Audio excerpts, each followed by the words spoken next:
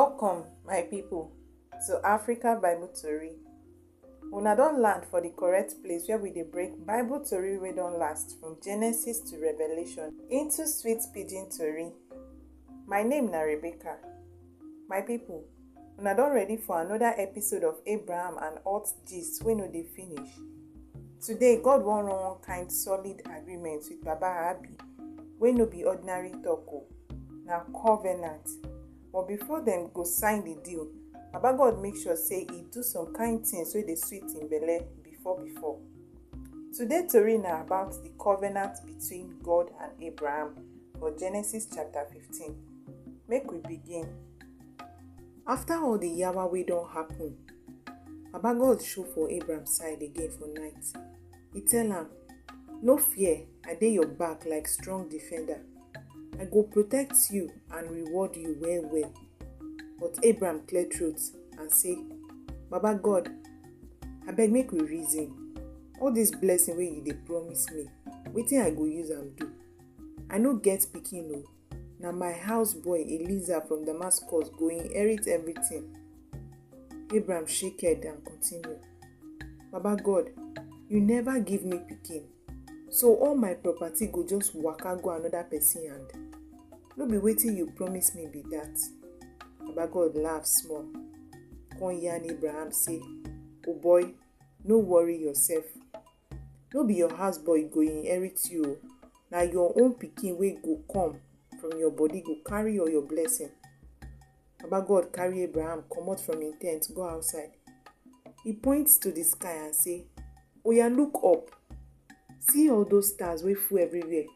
If you fit count them finish, and so your pikin dem go plenty." Abraham gree and believe God finish. And because of that, God mark am as better man wey get correct faith. Baba God still continue. "I be the same God wey carry you comot from your papa house from Ur for Chaldean to give you this land as your own." Abraham say, "Baba God, abeg, show me sign. How I go sure say this land go truly be my own?" Baba God say, "Oya, go bring one cow, one goat, one ram. All of them must reach 3 years old. Add one turtle dove and one young pigeon bird join body." Abraham arrange all the animals sharp. He cut them into two and put each half opposite each other. But the birds, he no cut them. As Abraham dey there, some kind hungry vultures wan chop the meat, but Abraham pursue them like market dog. Later in the evening, Abraham sleep deep sleep, and heavy darkness plus fear catch am. God tell Abraham for dream, "Your children go become strangers for another country. Dem go suffer there for 400 years. But no worry, I go deal with the people wey go oppress them.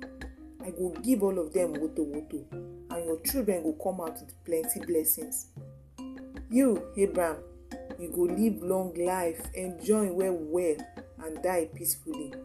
After 4 generations, your children go come back to this land because the people wey dey here now never reach the level of wickedness wey I go take judge them."